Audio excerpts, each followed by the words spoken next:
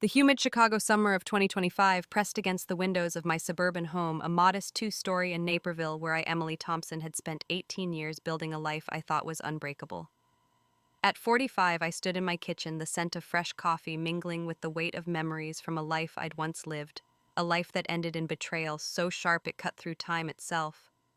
My hands trembled as I poured coffee into a chipped mug, the same mug I'd used every morning for a decade, while caring for my paralyzed mother-in-law, Linda. That life, my first life, was a tapestry of sacrifice woven with love I thought would hold my family together. But it unraveled in ways I never imagined, and now reborn 10 years earlier in 2015, I had a chance to rewrite the ending. In that first life, I was a different Emily. At 25, I was a rising star in Chicago's marketing world, with a corner office at a downtown agency and a wardrobe of tailored blazers that turned heads. At a networking event, I met David, a charming tech salesman with dreams of climbing the corporate ladder. His easy smile and quick wit won me over, and within a year we were married. I traded my career for motherhood when Jake was born, believing family was worth more than any promotion. When Linda had a stroke, leaving her paralyzed, I took on her care too, moving her into our home. I bathed, fed, and changed her while tutoring Jake through middle school, high school, and into Stanford. My days blurred into a rhythm of duty, cooking, cleaning, teaching my dreams, shelved in a dusty corner of my mind. I thought my sacrifices would bind us. I was wrong. The day Linda died, David sat me down at our oak dining table, his eyes cold as Lake Michigan in winter. "I want a divorce," he said, his voice flat, like he was discussing a business deal. I begged, my voice cracking, reminding him of Jake, our son, who was set to start his senior year. I thought of the years I'd poured into our family, the nights I'd stayed up helping Jake with calculus, the mornings I'd spent spoon-feeding Linda. But David's mind was made up. He'd been planning it for years, waiting until Linda's death freed him from needing me as her caregiver. Worse, he used Jake to manipulate me, convincing our son to side with him. They tricked me into signing away everything, our house, our savings, leaving me with nothing but a broken heart. The final blow came when I confronted them at David's new apartment in Lincoln Park, where he lived with Sarah, his high school sweetheart. I stood on their balcony, pleading with Jake, my son, the boy I'd raised to chase his dreams. His eyes, once soft and curious, were hard with resentment. "You're not my mom anymore," he spat, his voice dripping with venom. Before I could process the words, his hands pushed me. The world spun as I fell from the 10th floor balcony, the Chicago skyline blurring into darkness. My last thought was of the life I'd given them and how it ended with my son's betrayal. But death wasn't the end. I opened my eyes, gasping, in my Naperville kitchen, the calendar on the fridge reading August 2015. I was 35 again, my body younger, my mind heavy with the knowledge of what would come. The coffee mug shook in my hands as I realized I'd been reborn, given a second chance to right the wrongs of my past life. David was still at work, Jake was still in high school, and Linda was still alive, her stroke looming on the horizon. This time I wouldn't beg, I wouldn't sacrifice. I'd take back my life and make them pay for what they'd done. My heart raced as I set the mug down, the weight of my past life fueling a fire inside me. David's affair with Sarah had already begun, hidden behind late-night meetings at his tech firm. I knew Jake was secretly dating, rebelling against my rules, and blaming me for his lack of freedom. And I knew Linda, that scheming older woman, would lie to keep me tethered to her care. This time, I'd see through their lies from the start. I'd turn their schemes against them, ensuring they'd face the consequences of their betrayal. As I stood in that kitchen plotting my next move, I felt a surge of purpose. This wasn't just about revenge, it was about reclaiming the woman I'd been before I let them dim my light. I glanced at my phone, an old iPhone 6, and smiled. The world was different now, with social media just starting to shape lives. I'd use it to expose them, to rewrite my story for everyone to see. Speaking of sharing stories, if this tale of betrayal and rebirth grips you, hit that like button, comment with your thoughts, and subscribe to our channel for more stories of resilience and justice. Join me on this journey as I take back what's mine, one step at a time. I walked to the living room where Jake's backpack lay slung over the couch, his textbooks spilling out.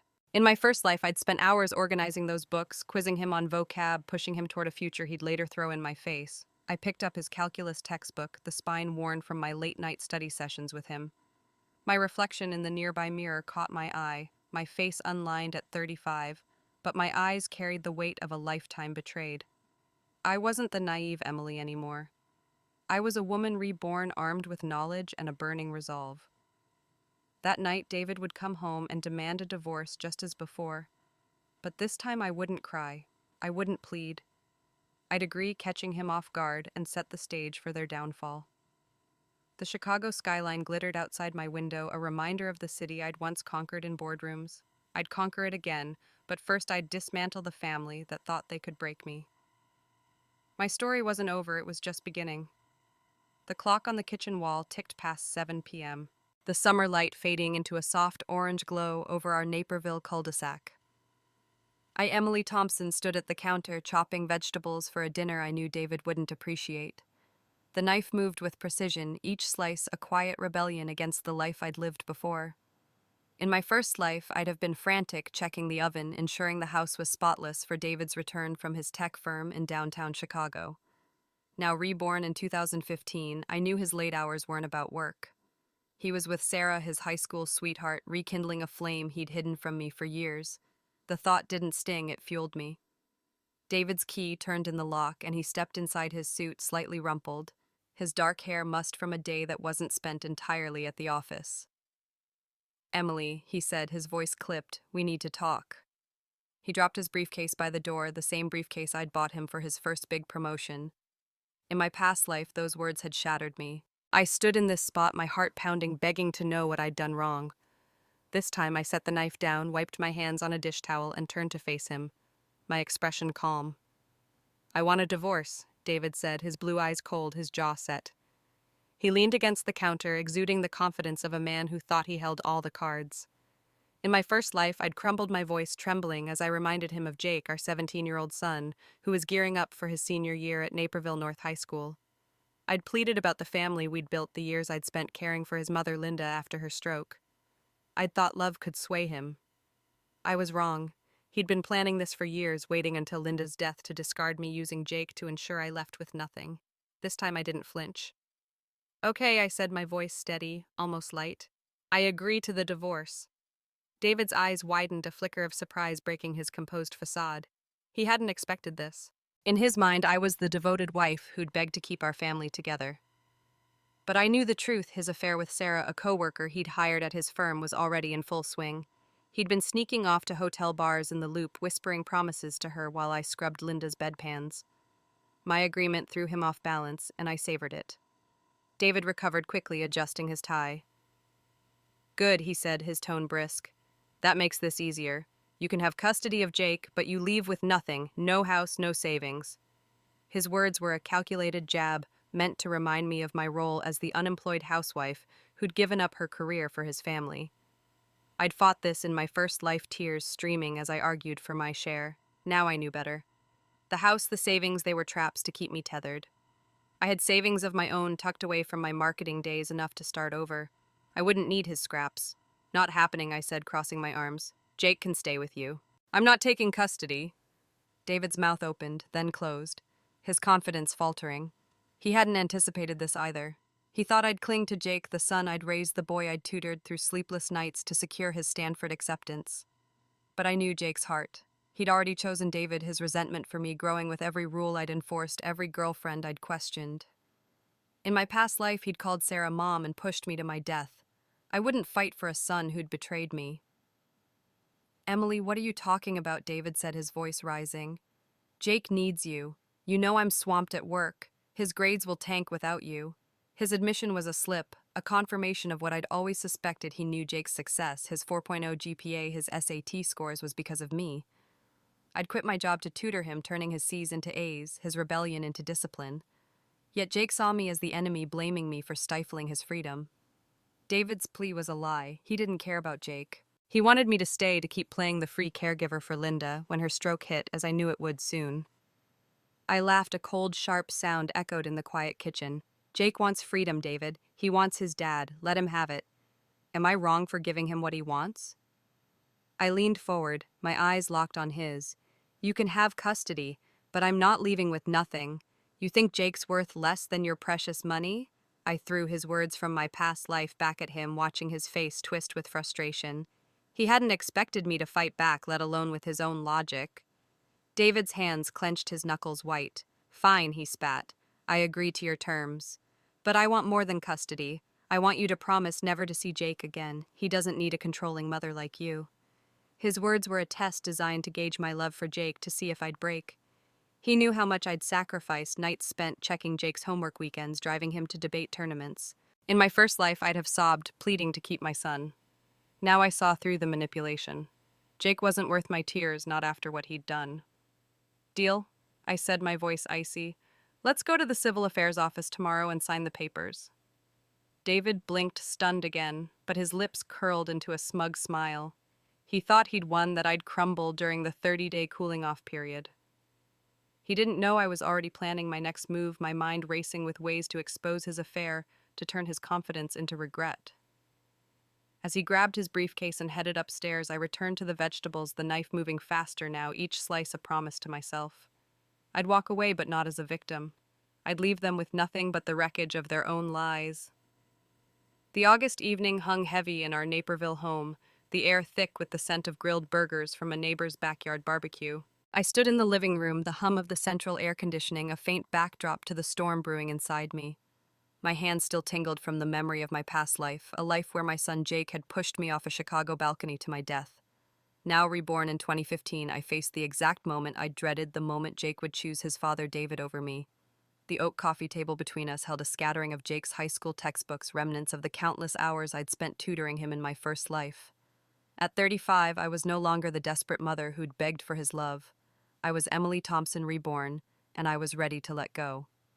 David stood by the staircase, his suit jacket slung over his shoulder, his smug expression lingering from our divorce agreement moments earlier. I'd shocked him by agreeing to the divorce and refusing to fight for custody, throwing his carefully laid plans into disarray. He thought he could manipulate me into staying, using Jake as leverage, but I knew better.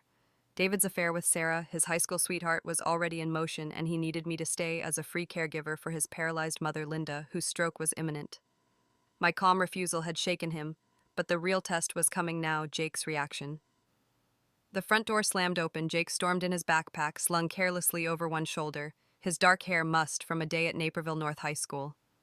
At 17, he was all lanky limbs and sullen energy, his hazel eyes, so like mine, narrowed with resentment. "What's this about a divorce?" he demanded, his voice sharp, cutting through the quiet. In my first life, I'd have rushed to him, soothing, explaining, desperate to keep him close. I'd sacrificed my marketing career to tutor him full-time, turning his failing grades into a 4.0 GPA, securing his Stanford acceptance, and a six-figure tech job.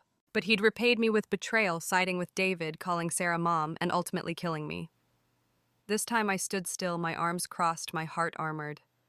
"Dad says you're splitting up," Jake continued, his gaze darting between us. "And you're fighting over me. I'm not a kid. I get a say." His tone was defiant, laced with the same contempt I'd seen in my past life when he pushed me to my death. David stepped forward, his voice smooth, manipulative. "Emily, tell him you'll take custody. It's what's best for him." David's words were a trap designed to guilt me into staying, to keep me tethered to their family's needs. He knew Jake's academic success depended on my tutoring, late-night study sessions, and relentless push for his future. Jake's grades would plummet without me, and David's carefree life would crumble under the weight of responsibility. I met Jake's eyes, searching for a trace of the boy I'd raised, the one who'd once hugged me after acing a math test. But all I saw was resentment, the same hatred that had fueled his final act against me. "I'm not taking custody," I said, my voice steady cold. "You can stay with your dad." The room went silent, the air heavy with shock. David's jaw dropped, his confidence faltering for the second time that night. Jake's eyes widened, his bravado slipping. "What?" he sputtered. "You're just giving me up. You're such a control freak, Mom. I'd rather die than live with you." His words hit like a slap, but I didn't flinch. They were the exact words he'd hurled in my past life, the prelude to his betrayal. My body trembled, not with hurt but with rage, a fire kindled by the memory of his hands pushing me off that balcony. I stepped closer, my voice low-cutting. "You want freedom, Jake? You want to choose your dad? Fine, have him. I'm done fighting for someone who sees me as the enemy." Jake's face flushed, his fists clenching, but he didn't respond. He hadn't expected this, his mother walking away, refusing to beg. David recovered, his voice sharp. "Emily, this is nonsense. Jake needs you. You know I'm too busy with work to help him with school. His grades will tank without you. His admission was a crack in his facade, confirming what I'd always known: he relied on me to prop up Jake's success while he chased Sarah and his career. In my first life, I'd taken it as a plea to stay, a sign he valued our family. Now I saw it for what it was: manipulation to keep me as their unpaid servant. I laughed. A bitter, icy sound echoed in the quiet house. Jake needs his dad, David. He's made that clear. And you need him to keep up appearances at your fancy tech firm. Don't pretend this is about him. I turned to Jake, my eyes hard. You've been sneaking around, dating behind me, failing classes until I stepped in. I gave up my career for you, Jake, and you hate me for it. So go. Be free. Jake's mouth opened, but no words came out. He hadn't expected me to know about his secret girlfriend, his rebellion. My rebirth had given me clarity, a map of their lies. David's face darkened, his voice low. You're making a mistake, Emily. Jake listens to me. I can talk him into going with you. He tested me, banking on my love for Jake to pull me back. In my past life, I'd have caved, terrified of losing my son. I saw Jake for what he was, a boy poisoned by his father's influence, willing to betray me for his own gain. No need, I said, my voice final. I don't want custody. We're done here. Let's get the papers signed tomorrow. I turned and walked to the kitchen, leaving them both stunned, the weight of my decision settling like dust in the room. As I poured myself a glass of water, my hands were steady and I felt a strange calm. I was cutting ties with the son I'd loved, the husband I'd trusted, but it wasn't lost liberation. Jake's rejection had sealed his fate, aligning him with David, and I was ready to let them face the consequences of their choices. Tomorrow, at the Cook County Civil Affairs Office, I'd take the first step toward freedom, and they'd learn what it meant to underestimate me. The morning sun filtered through the blinds of our Naperville home, casting slatted shadows across the hardwood floor. Emily Thompson, stood in the kitchen, sipping coffee from that same chipped mug, my mind sharp with the knowledge of what was coming. It was August 2015, and I was reborn, armed with the memories of a life where I'd been betrayed by my husband, David, and son, Jake. Last night, I agreed to David's divorce demand and relinquished custody of Jake, shocking them both. My calm defiance had thrown their plans into chaos, but the real test was about to arrive: the call about David's mother, Linda. In my first life, that call had come in the afternoon, a frantic message from David saying Linda had suffered a stroke. I'd dropped everything, rushing to her side, taking on her care for a decade, bathing her, feeding her, managing her medications, while David slipped away to his affair with Sarah.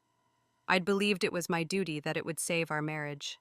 Now I knew the truth. David had only delayed the divorce to keep me as Linda's unpaid caregiver. My sacrifices had meant nothing to him or Jake, who'd both discarded me when Linda died. This time, I'd play my cards differently. The phone rang at noon, its shrill tone cutting through the quiet house. I glanced at the caller ID, David. I let it ring twice before answering, my voice cool. What is it? David's voice was tense, urgent. Emily, it's Mom. She had a stroke. She's in the hospital. You need to come. In my past life, I'd have grabbed my keys, my heart racing with worry. Now I set my mug down, my expression unreadable. I'm not her daughter-in-law anymore, David. We're getting divorced, remember? You handle it. There was a pause, a stunned silence on the other end. David hadn't expected this, just as he hadn't expected me to agree to the divorce or give up Jake. Emily, come on, he said, his tone shifting to a mix of pleading and irritation. She needs someone. I'm stuck at work, and Jake's just a kid. His words were a lie, a desperate attempt to pull me back into the role I'd played for years. I knew his schedule. He wasn't stuck at work, and likely with Sarah, planning his new life. I leaned against the counter, my voice steady. You wanted custody of Jake. You wanted freedom. Figure it out. I hung up, my pulse steady, a quiet thrill running through me. For the first time, I was refusing to be their safety net. An hour later, the front door burst open and Jake stormed in, his face red with anger. He'd clearly been talking to David, his backpack slung over one shoulder, his sneakers scuffing the floor. Mom, what the hell? He shouted, his voice cracking with fury. Grandma's in the hospital and you're just sitting here drinking coffee. What kind of person are you? His words echoed the contempt of my past life when he'd blamed me for everything. His lack of freedom, his failed relationships. I set my mug down, my eyes locking onto his, cold and unflinching. Your dad told you we're divorced, Jake. I said, my voice calm but sharp. Linda's not my responsibility anymore. You and your dad wanted me out. I'm out. Jake's eyes widened, his fists clenching. You're unbelievable, he spat. Grandma needs you and you're just abandoning her. Go to the hospital and take care of her, or I'm done with you forever. His threat was meant to wound to guilt me into compliance just as David's had. But I wasn't the same Emily. I stepped closer, my voice dropping to a dangerous whisper. I said, "You don't get to tell me what to do, Jake. You chose your dad. You called me a control freak. You got what you wanted. Now deal with it." Before he could respond, I felt a surge of anger, the memory of his hands pushing me off that balcony flashing through my mind. My hand moved before I could stop delivering a sharp slap across his cheek. The sound echoed in the quiet house, and Jake stumbled back, clutching his face, his eyes wide with shock. "You hit me!" he gasped, his voice trembling. "Are you crazy?" I stepped closer, my voice low, venomous. "You're human, Jake, not an animal. Animals know gratitude. You scream at the woman who gave you life, who gave up everything for you. I quit my job to tutor you, got you into Stanford, and you hate me. You're worse than an animal." Jake's eyes turned red with rage, his voice shaking. "I hate you. I never want to see you again." He grabbed his backpack and stormed out the door, slamming behind him. I stood there, my palms stinging, but not with regret. My regret was for the years I'd wasted believing I could earn his love.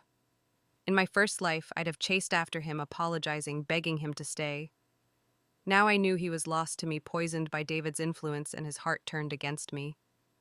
I walked to the window, watching him disappear down the street, his figure small against the suburban sprawl. Let him run to David, I thought. They'd face the consequences together. My phone buzzed with a text from David. "You're heartless, Emily. Mom's alone in the hospital. Jake's a mess. Fix this." I deleted it without responding. David thought he could guilt me into returning, into taking on Linda's care while he chased Sarah, but I was done playing their game. I grabbed my purse, my mind already shifting to the next step, the divorce papers. Tomorrow I'd make it official at the Cook County Civil Affairs Office, cutting the final ties to this toxic family. As I stepped outside, the summer air warm against my skin, I felt a spark of something new, freedom, sharp and bright, waiting for me to claim it. The morning sun glinted off the glass facade of the Cook County Civil Affairs Office in downtown Chicago, a stark contrast to the storm brewing inside me. Emily Thompson, stood outside the building, my purse slung over my shoulder, my heart steady with purpose. It was August 2015, and I was reborn, armed with the memories of a past life where my husband David and son Jake had betrayed me, leaving me with nothing but a fatal fall from a balcony. Last night, I'd turned their world upside down by agreeing to David's divorce demand and relinquishing custody of Jake, refusing to be their unpaid caregiver for David's mother, Linda. Today, I'd make it official, severing the ties that had bound me to their lies for 18 years. Inside the office buzzed with the quiet efficiency of bureaucracy, couples signing papers, clerks shuffling documents, the hum of fluorescent lights overhead. I wore a simple navy dress, one of the few outfits I'd kept from my marketing days, a reminder of the woman I'd been before I traded my career for family. My reflection in a nearby window showed a face unlined at 35, but my eyes carried the weight of betrayal, sharp with the knowledge of what David and Jake would do if I let them. I clutched my phone where a recording of David's smug voice waited. "Whoever regrets this is a dog." I'd captured it last night, knowing it would be my weapon if he tried to back out. David arrived 10 minutes late, his suit crisp, but his expression strained, his dark hair slicked back as if to reclaim control. He thought he held the upper hand, believing I'd crumble during the 30-day cooling-off period required by Illinois law. In my past life, I'd have been a wreck, pleading for him to reconsider, terrified of losing our family. Now I knew his game. He was stalling, banking on me, staying to care for Linda when her stroke hit, as it would any day now. His affair with Sarah, his high school sweetheart, was already in full swing, and he needed me to keep his life convenient. "Emily," he said, his voice smooth but edged with irritation. "You're here early, still so stubborn." He leaned against a pillar, his blue eyes scanning me for weakness. I'd have wilted under that gaze in my first life, desperate for his approval. Now I met it with a cool stare, my lips curling into a faint smile. "I'm eager to get this over with, David. Let's not waste the clerk's time." His eyebrows rose, a flicker of surprise crossing his face. He hadn't expected my resolve, my refusal to play the devoted wife he'd counted on. We approached the counter where a clerk with a bored expression handed us the divorce forms. David signed quickly, his signature sharp and practiced, but his eyes kept darting to me, searching for a crack in my armor. He said, lowering his voice as the clerk stamped our papers, "There's a cooling-off period, 30 days. Plenty of time for you to change your mind. His tone was mocking, confident I'd come crawling back unable to live without Jake or the life we'd built. He didn't know I'd already planned my escape, my savings from my marketing days tucked away in a private account, enough to start over without his money. I leaned in, my voice low, sharp. David, you're the one who'll regret this. I tapped my phone, letting the faintest hint of his recorded voice play. Whoever regrets this. His face darkened, his jaw tightening, but he didn't dare respond. The clerk handed us the temporary divorce certificate, a thin sheet of paper that felt like freedom in my hands. You'll get the final decree after the cooling-off period, she said, her voice flat. I nodded, slipping the document into my purse, my heart light with the weight of one chain broken. As we stepped outside, the Chicago wind whipped through the loop, carrying the scent of street vendors and exhaust. David turned to me, his smugness returning. He said, "You're making a mistake, Emily," his voice dripping with condescension. "I'm on the verge of a promotion to regional manager. My future's limitless. You're just an unemployed housewife who let herself go. Who's going to want you now?" His words were meant to cut and remind me of my sacrifices. My career was abandoned. My body softened by years of cooking and cleaning for his family. I'd have believed him in my first life, but my confidence was shattered. Now I saw him for what he was, a coward hiding behind his lies. I pulled out my phone, opened the camera, and pointed it at him. "Let's make a bet," I said, my voice steady. "Whoever begs to take this back is a dog." "Want to record it?" David's eyes narrowed, but he nodded, his ego too big to back down. "Fine," he growled. "If you come crawling back in 30 days begging me not to divorce you, you're worse than a dog. You're scum." I hit record, capturing his venomous words, his smug grin. If he tried to stall, I'd play this at his tech firm, let his colleagues see the man behind the polished suit. I saved the video, my lips curling into a smile. "We'll see, David." Before he could respond, his phone rang, the shrill tone cutting through the moment. He glanced at the screen, his face paling. "What mom's in the hospital?" he shouted, his voice cracking. I knew what it was. Linda's stroke, right on schedule. In my past life, I'd have been by his side, organizing her care, sacrificing my days. I turned and flagged a taxi, the yellow cab pulling up to the curb. "Good luck with that," I said, sliding into the back seat. David's mouth opened, but no words came out, his smugness crumbling as reality hit. I closed the door, the taxi pulling away, the Chicago skyline shrinking in the rearview mirror. I was free, and they were about to learn what that meant. The plane touched down in Savannah, Georgia, the early morning light casting a golden glow over the tarmac. I, Emily Thompson, stepped off the flight, my carry-on bag slung over my shoulder, the weight of my past life in Chicago falling away with each step. In August 2015, I was reborn, no longer the housewife who'd sacrificed everything for David and Jake. Yesterday, I finalized the divorce papers, leaving David stunned and Jake furious after I refused to care for his grandmother, Linda, who is now hospitalized with a stroke. For the first time in 18 years, I was free to rediscover the woman I'd been before marriage, a woman with dreams, ambition, and a fire that hadn't burned out. Savannah's air was warm with magnolias and salt from the nearby coast. I checked into a small bed and breakfast on Jones Street, its historic charm a far cry from the sterile suburban sprawl of Naperville. My room overlooked a courtyard draped in Spanish moss, and I stood by the window, breathing deeply, savoring the quiet. In my first life, I'd never taken a vacation, and my days were consumed by cooking breakfast at 6 a.m., tutoring Jake, and caring for Linda. Now at 35, I had a chance to live for myself. My savings, carefully stashed from my marketing career before I quit, gave me enough to travel, breathe, and plan my next move. I'd always been resourceful, squirreling away bonuses in a private account David never knew about. That foresight was my lifeline now. I turned off my phone, ignoring the flood of messages from David, no doubt demanding I return to care for Linda.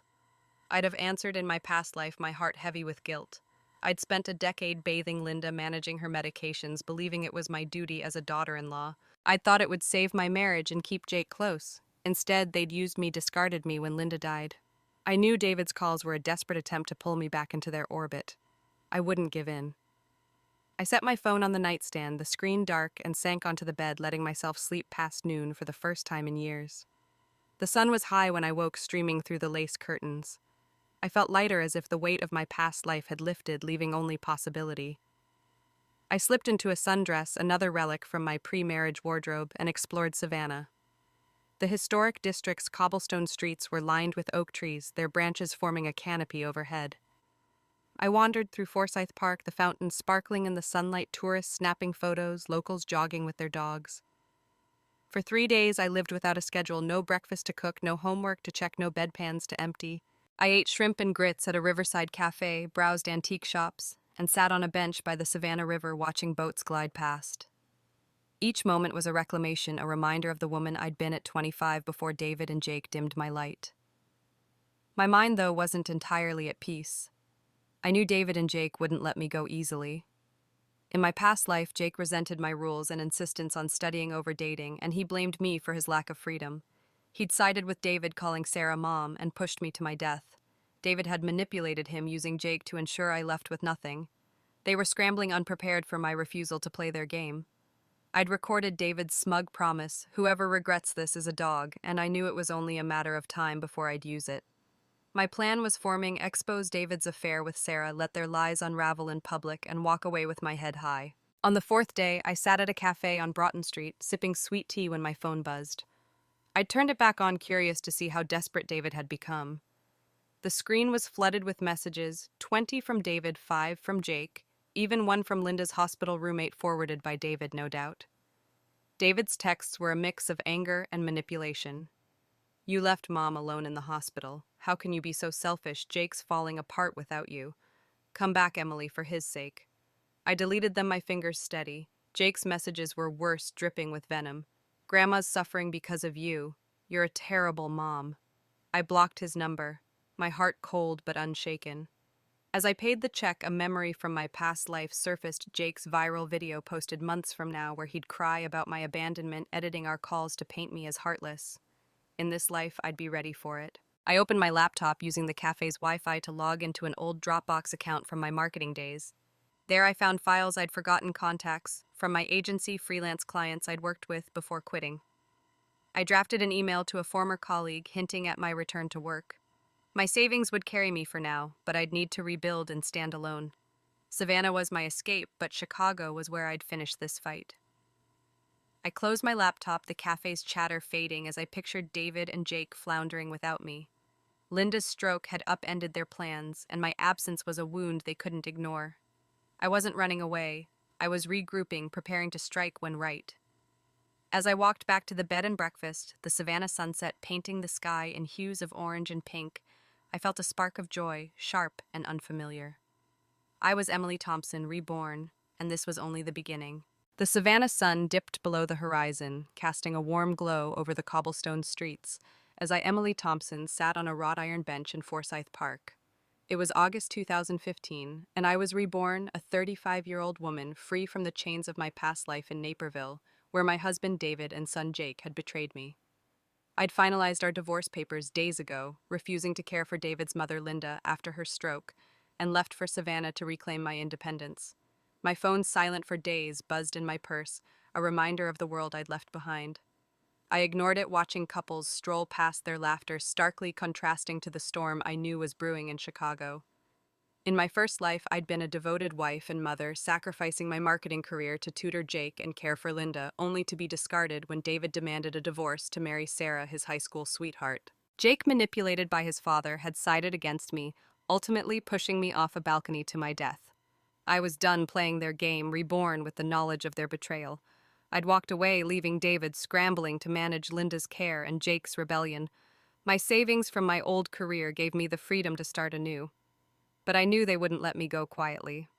I finally checked my phone, and the screen lit up with notifications, missed calls from David, texts from Jake, and even a message from an unknown number.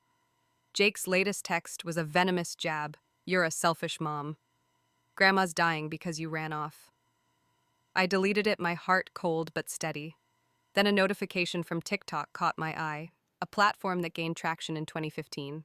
It was a video from Jake's account, his username @JakeT2000, flashing across the screen. My stomach tightened, a memory from my past life surfacing: Jake's viral video posted months from now, where he'd twisted our conversations to paint me as heartless, forcing him to drop out of school to care for Linda. I tapped the video, my breath catching as Jake's tear-streaked face filled the screen. "My mom abandoned me," he sobbed, sitting in our Naperville living room, the familiar couch behind him. "She left me and my sick grandma to go on vacation. I'm supposed to be in school, but I must take care of her." I'm begging you, Mom, come back. The video cut to a clip of our last phone call edited to include only my voice. Are you useless? I'm catching a plane. The words stripped of context made me sound cruel and indifferent. The video had thousands of views and comments flooded in. What a heartless mother, poor kid forced to play nurse. She's living it up while her son suffers. My hands trembled not with fear, but with a strange mix of anger and excitement. Jake had played his card just as I'd known he would, but he'd underestimated me. In my past life, I'd been devastated by his lies, my reputation shredded online. Now I saw an opportunity. The comments weren't all venomous, some users were skeptical, and the writing was one-sided. Where's the mom's story? Don't trust these viral sob stories. Even in 2015, the internet was starting to question narratives, and I'd use that to my advantage. I leaned back on the bench, the Savannah air warm against my skin, and opened my laptop. I'd kept a Dropbox account from my marketing days filled with contacts and files I'd need to rebuild my life. But I also had something else evidence.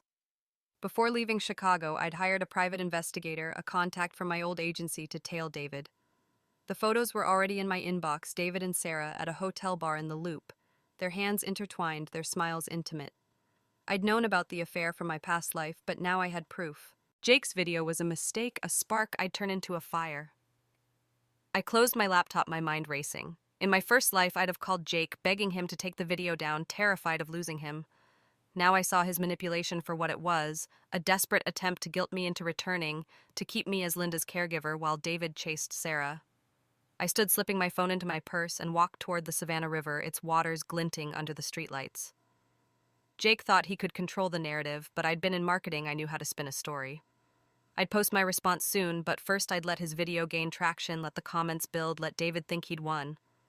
The bigger their lie, the harder it would fall. As I passed a street musician playing a soulful tune on his guitar, I felt a spark of joy, sharp and unfamiliar. I was no longer the housewife who'd lived for others. I was Emily Thompson, reborn, and I was ready to take back my story. Tomorrow I'd draft my response, exposing David and Jake for the liars they were. For now I walked on the Savannah night, wrapping around me like a promise of freedom. The morning light filtered through my Savannah bed and breakfast lace curtains, casting delicate patterns across the hardwood floor. Emily Thompson sat at a small desk, my laptop open, the hum of the ceiling fan a quiet backdrop to my resolve. It was August 2015, and I was reborn, a 35-year-old woman who'd walked away from a toxic marriage to David, and a son, Jake, who'd betrayed me in a past life. Days ago, I'd finalized our divorce papers, refusing to care for David's mother, Linda, after her stroke, and escaped to Savannah to reclaim my independence.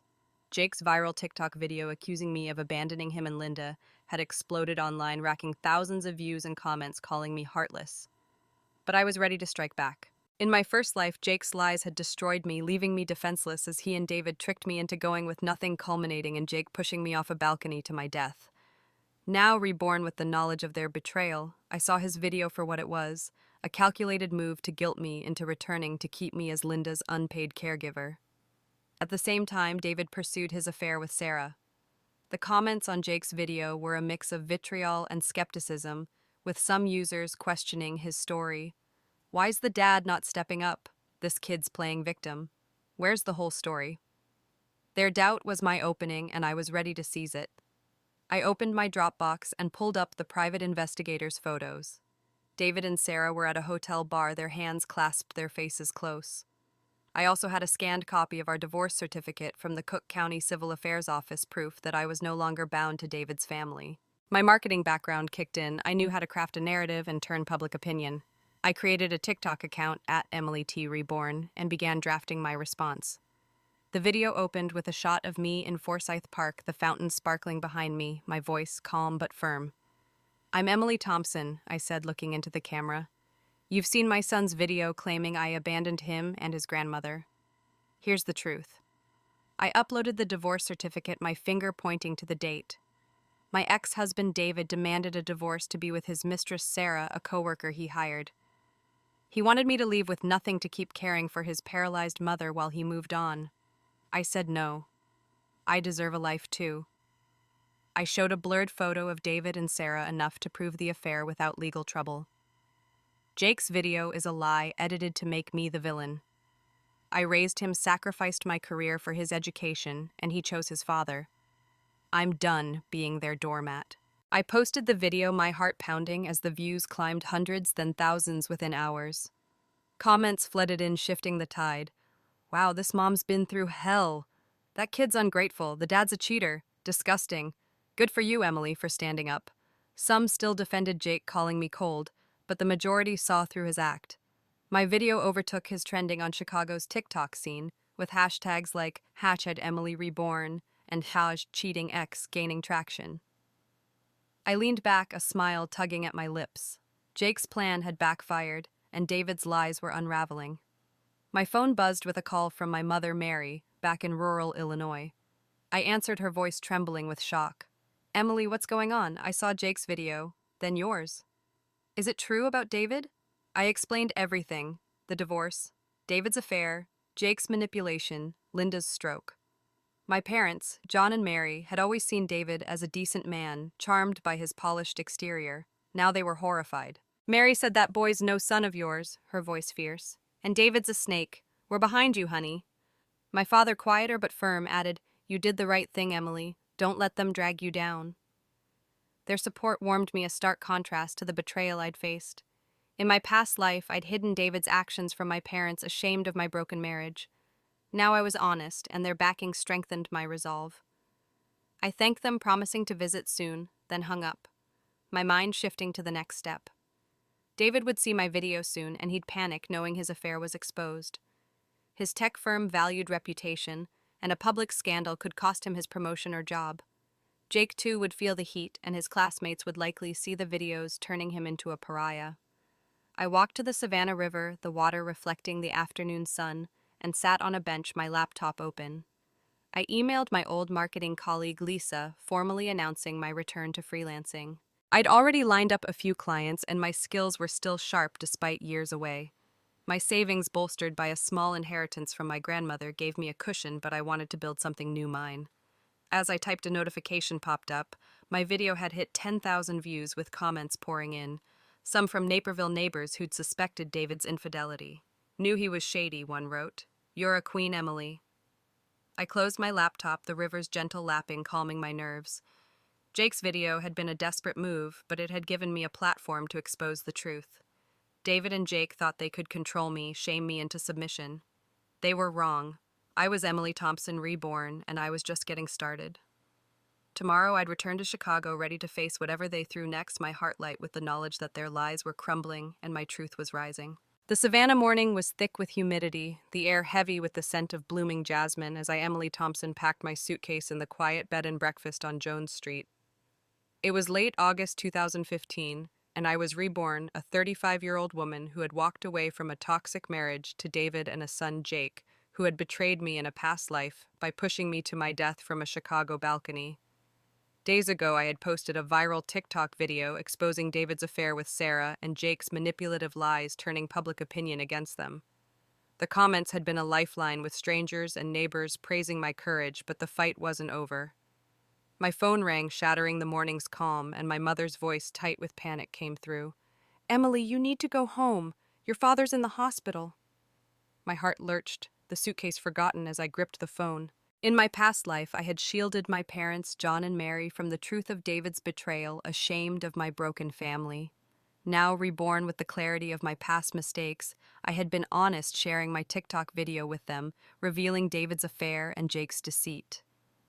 Their support had been unwavering, but this call was a blow I hadn't anticipated. What happened? I asked, my voice steady despite the dread pooling in my chest. Mary's words tumbled out, laced with anger and fear. Jake showed up with Linda, crying about you abandoning them. They stressed your father out and his blood pressure spiked. He collapsed this morning. I booked the next flight to Chicago, my mind racing as I boarded the plane. In my first life, I had been a devoted daughter, visiting my parents in their rural Illinois town every month, but I had kept my struggles private.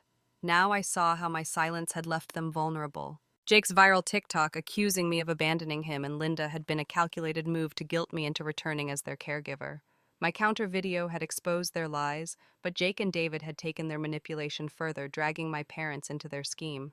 The thought of my father, a gentle man who'd always adored Jake, suffering because of their deceit, ignited a fire in me. I landed at O'Hare and drove straight to the hospital in my parents' town, a small community nestled among cornfields far from Naperville's suburban sprawl. The hospital was a low brick building, its waiting room smelling of antiseptic and stale coffee. My mother met me at the entrance, her face lined with worry, her gray hair pulled into a tight bun. "He's stable now," she said, hugging me fiercely. "But Emily, what those two did, it's unforgivable." She led me to my father's room where he lay in a hospital bed, his face pale but his eyes sharp. John had always been the softer parent doting on Jake, believing in David's charm. Seeing him weakened and IV dripping into his arm cut me deeper than Jake's betrayal. "Tell me everything," my father said, his voice weak but firm.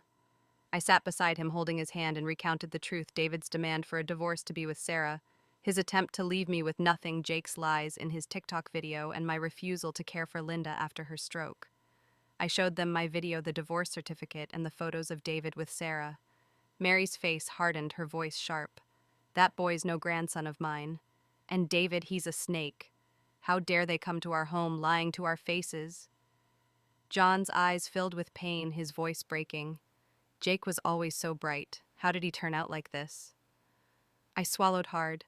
The memory of Jake's past life betrayal, his hands pushing me off the balcony, flashing through my mind. "He's David's son," I said bitterly. "He learned to manipulate, to lie. He helped David cover for Sarah and blamed me for his problems. I couldn't tell them about my rebirth, the surreal truth of my second chance, but I showed them the comments on my video, the outpouring of support. People see through them," I said. "They're paying for it now." Mary nodded, her eyes fierce. "You should have slapped him harder, Emily. That boy needs sense knocked into him." My mother explained what had happened. Jake had called the night before sobbing that I'd divorced David and left him alone with Linda, claiming he had no food, no support. My parents, worried for their grandson, had invited him to their home.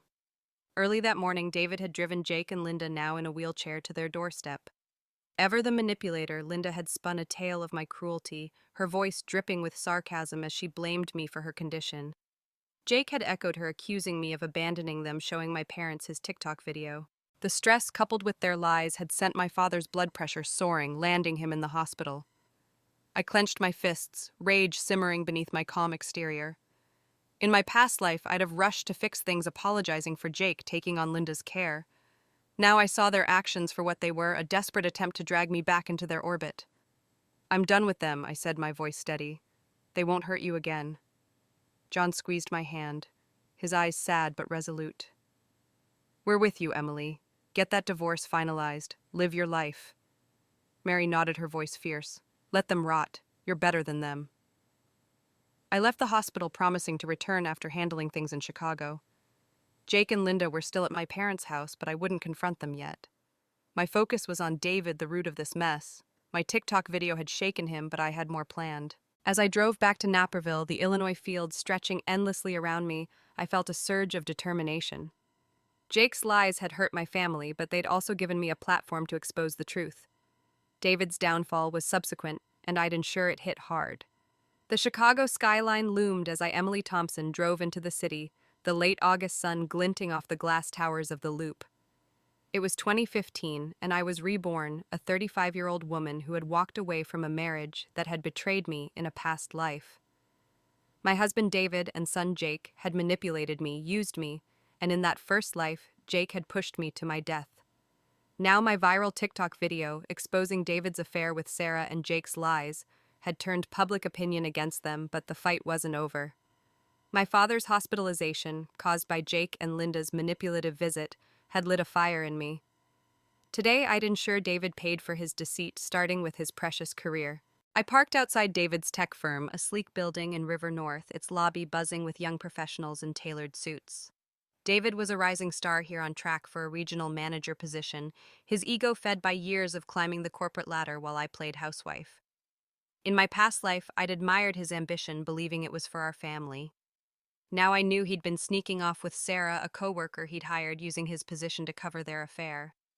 My TikTok video had started the unraveling, but I had another card to play, an email that would destroy him. Before leaving Savannah, I'd accessed David's company email through a shared password. He'd never bothered to change a relic from our early marriage when we'd shared everything. I'd drafted an email with the private investigator's photos, David and Sarah kissing in a hotel bar, time-stamped in clear, along with a message: David Thompson and Sarah Miller have been conducting an inappropriate relationship abusing company resources. See attached. I'd also included a screenshot of our divorce certificate, proving I had no reason to lie. The email was addressed to every employee in the company, from interns to the CEO, and I'd BCC'd Sarah's ex-husband Mark, a volatile man known for his jealousy. I sat in a coffee shop across the street, my laptop open, the cursor hovering over the send button. In my first life, I'd never have dared something so bold, terrified of ruining David's career, of losing Jake's love. Now reborn, I saw it clearly. David's career was his armor, his affair, his weakness. I hit send, the email flying through cyberspace, landing in hundreds of inboxes. Within minutes, my phone buzzed with notifications, colleagues reacting, forwarding the email, the scandal spreading like wildfire. I sipped my coffee, a quiet thrill running through me. By noon, the fallout was viral. A coworker I'd met at a company picnic years ago texted me, "Emily, it's chaos here. David's been called to HR." Another message from a former neighbor read, "I saw the email on Twitter. David's done." I opened Twitter and found a coworker's video of the office. David's face was pale as he was escorted to a meeting room. Sarah, too, was in trouble, her desk empty. Then came the bombshell: Mark, Sarah's ex-husband, had stormed into the office, his shouts audible in the video. "You slept with him during our divorce," he roared, lunging at David. Security pulled him off, but not before Mark landed a punch, David's nose bleeding as colleagues gasped. The video, posted anonymously, racked up thousands of views, hashtags like hashtag tech scandal and hashtag David Thompson trending in Chicago. Comments poured in. "Cheater got what he deserved, poor Emily dealing with this jerk." David's firm issued a statement by evening: David Thompson and Sarah Miller have been terminated for conduct detrimental to company values. No severance, no appeal. David's career, his pride, was in ruins. Sarah, dumped by Mark and now jobless, was collateral damage. Her ambition to latch onto David's success, shattered. I drove back to Naperville, the city lights fading into suburban quiet. My phone buzzed with a text from David, his words frantic: "Emily, what have you done? You've ruined me." I didn't respond, but a smile tugged at my lips. In my past life, David had left me with nothing, his affair hidden, his reputation intact. Now he was the one exposed, his smugness replaced by desperation. Jake, too, was feeling the heat. His TikTok lies had backfired, classmates shunning him after my video revealed the truth. Linda, still in the hospital, was David's problem, now her care a burden he couldn't escape. I pulled into my driveway, the house dark and empty. I'd sell it soon, cutting the last tie to this life, but for now, I walked inside, the silence comforting. My laptop glowed with new emails, offers from freelance clients, contacts from my marketing days eager to work with me. My savings, bolstered by my grandmother's inheritance, would carry me until I rebuilt. David's downfall was complete, but Jake's was still coming. I knew from my past life that he'd try one last manipulation, and I was ready. As I sat on the couch, the same one Jake had used in his video, I felt a surge of power. I was reborn as Emily Thompson, and the world saw me for who I was. The fluorescent lights of the Cook County Juvenile Detention Center buzzed overhead, casting a harsh glow on the gray concrete walls. I, Emily Thompson, sat in a sterile visiting room, my hands folded on the cold metal table, my heart steady but heavy. It was September 2015, and I was reborn, a 35-year-old woman who had dismantled the lies of my husband David and son Jake, who had betrayed me in a past life by pushing me to my death from a Chicago balcony. Weeks ago, my viral TikTok video exposed David's affair with Sarah and Jake's manipulative lies, ruining David's career and turning public opinion against them. My father's hospitalization, caused by Jake and David's deceit, had fueled my resolve. Now Jake sat across from me, a shadow of the boy I'd raised, his fate sealed by his actions. Jake had been my pride in my past life, a Stanford graduate with a six-figure tech job, all because I'd sacrificed my marketing career to tutor him. But he'd resented me, blamed me for his lack of freedom, and sided with David, ultimately killing me. Reborn. I'd walked away, refusing to care for David's mother, Linda, after her stroke, and finalized our divorce. Jake's TikTok accusing me of abandoning him had backfired when I posted my truth, exposing their lies. David's career had collapsed after I emailed evidence of his affair to his company, and now Jake was here, locked up for accidentally pushing David off a balcony during a heated argument, a grim echo of my own death in that first life. Jake looked nothing like the confident teenager who'd stormed out of our Naperville home cursing me. His dark hair was matted, his hazel eyes once so like mine, sunken and desperate, his frame frail under the orange jumpsuit. He leaned forward, his voice cracking. "Mom, you're finally here. I messed up. Please save me. I'm your son. You can't let me die in here." His words were a plea, but they carried a shadow of the manipulation I'd seen in my past life, the same boy who'd called Sarah Mom and pushed me to my death. I leaned back, my expression calm, my heart armored.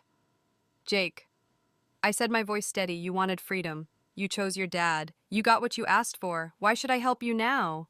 His eyes widened, his hands trembling on the table. "You don't understand," he said, his voice rising. "I know everything. I was reborn too. I remember Stanford, the tech job, the life I was supposed to have. You ruined it. You divorced Dad, left us with Grandma, and now I'm here because of you." His revelation hit like a shockwave, confirming my suspicions since his TikTok video. Jake, like me, had been reborn, carrying memories of his perfect future, expecting to coast to success while betraying me again. I tilted my head, my voice cold. "So you knew what you did to me, Jake? You pushed me off that balcony in our last life. You called Sarah Mom and helped David take everything. And you thought you'd get that perfect life again." His face crumpled, tears streaming down his cheeks. "I was a kid," he sobbed. "Dad manipulated me. I didn't mean to hurt you. Please, Mom, get me out. I'll change." His desperation was raw, but I saw the truth in his eyes, the same resentment and entitlement. He wasn't sorry. He was scared, grasping for a way out. I leaned forward, my voice low, cutting. "You're not a kid anymore, Jake. You're 17, old enough to face consequences. You lied about me, tried to ruin me with that video, and now you've killed your father. You think I owe you salvation." His sobs grew louder, drawing a guard's glance, but I didn't flinch. I'd have melted in my past life, my love for him overriding my pain. Now I saw him for what he was, a product of David's poison, a boy who'd chosen betrayal over loyalty. His rebirth hadn't changed him. It had only made him bolder, expecting to manipulate his way to that remembered future. Jake's voice turned vicious, his eyes narrowing. "You're a heartless witch, Shannon. Sorry, Emily. You should have died, not Dad. I had everything, a degree, a job, a life. You took it away."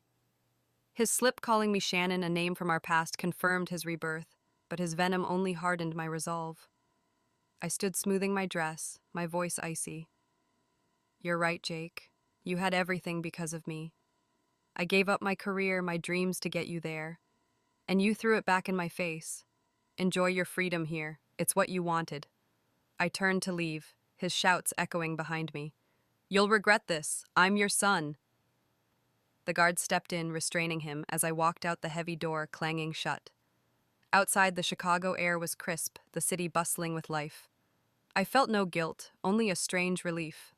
Jake's rebirth had been his chance to change, but he'd chosen the same path, and now he'd rot in prison, his perfect future, a memory he'd never reclaim. I drove back to Naperville, the weight of my past life lifting with each mile. Jake's desperation was his punishment, and I was finally free of him. The autumn breeze swept through Chicago's Millennium Park, rustling the leaves as I, Emily Thompson, walked along the winding paths, the beans' mirrored surface reflecting the vibrant city skyline. It was October 2015, and I was reborn, a 35-year-old woman who had rewritten the fate of a past life, where my husband David and son Jake had betrayed me, culminating in Jake pushing me to my death. I'd fought back, exposing David's affair with Sarah through a viral TikTok and an email that cost him his career, and now Jake was in juvenile detention facing a life sentence for accidentally killing David. My parents, John and Mary, were safe, their support unwavering after Jake and Linda's lies sent my father to the hospital. I was starting anew today, and my heart was light with possibility. I'd been a housewife in my past life, sacrificing my marketing career to tutor Jake and care for David's mother, Linda, only to be discarded. Reborn. I'd walked away using my savings and skills to reclaim my independence. My Naperville house, a symbol of my old life, was sold to a local asset company at a bargain price, ensuring David and Linda were evicted. The sale funded my new beginning, and I'd moved into a sleek apartment in Chicago's South Loop, its floor-to-ceiling windows offering a view of Lake Michigan. I'd launched a freelance marketing business, leveraging old contacts to land clients, small businesses eager for my branding and social media expertise. My first project, a campaign for a local coffee shop, was already gaining buzz, and my skills were as sharp as ever. I paused by the cloud gate, its curves reflecting my image, A woman in a tailored blazer, her auburn hair pulled back, her eyes bright with purpose. I was no longer the exhausted mother who'd lived for others. My parents, now fully supportive, were on a cross-country RV tour I'd booked for them, a gift to help them heal from Jake's betrayal. My father recovered from his hospitalization, had called me yesterday, his voice warm. "You're stronger than I ever knew, Emily," he said. "Live your life. We're proud of you," Mary Fiercer had added. "Those snakes got what they deserved. Don't look back." Their words were a balm healing the wounds of my past life's silence. My phone buzzed with an email from a new client, a Chicago startup wanting a complete marketing overhaul. I smiled, replying with a proposal, my fingers flying over the screen. My savings, bolstered by my grandmother's inheritance, had given me a cushion, but this business was mine, built from years of dormant ambition. I'd already hired a virtual assistant, a young woman from my old agency, and planned to expand. The freedom to work, create, and live for myself was intoxicating, a stark contrast to the years spent cooking, cleaning, and tutoring a son who'd despised me. A memory flickered Jake in the detention center, his desperate plea, his revelation that he, too, was reborn, expecting his Stanford degree and tech job. His fury, calling me heartless, blaming me for his ruined life, had only confirmed his unchanged nature. David's death and accident during their argument was poetic justice, mirroring my own fall in that past life. Linda, too, had faced her end, passing in the hospital weeks ago, her manipulative schemes buried with her. I'd learned of it through a neighbor's text, feeling relieved. They'd all paid for their betrayal, and I was free. I walked toward the Pritzker Pavilion, its steel curves gleaming in the sunlight. A street performer played a saxophone, the notes soulful, drawing a small crowd. In his case, I dropped a few dollars, and the music reminded me of Savannah, where I'd found my strength. That trip had been my first taste of freedom, a chance to rediscover the woman I'd been at 25 before David and Jake dimmed my light. In Chicago, I was that woman again, but wiser, forged by betrayal and rebirth. I'd turned their lies into my truth, their schemes into my triumph. As I reached the lakefront, the water sparkling under the autumn sun, I thought of my past life's end falling, the skyline blurring, my heart breaking for a family that didn't love me. Now I stood tall, the city mine to conquer. My phone buzzed again, a text from Lisa, my old colleague. "Your campaign's trending. You're back." "Emily?" I smiled, slipping the phone into my pocket. I wasn't just back. I was reborn, unstoppable. A woman who'd walked away from betrayal and built a life that was hers alone. The future stretched before me, bright and boundless, and I stepped into it, my heart full of the freedom I'd earned.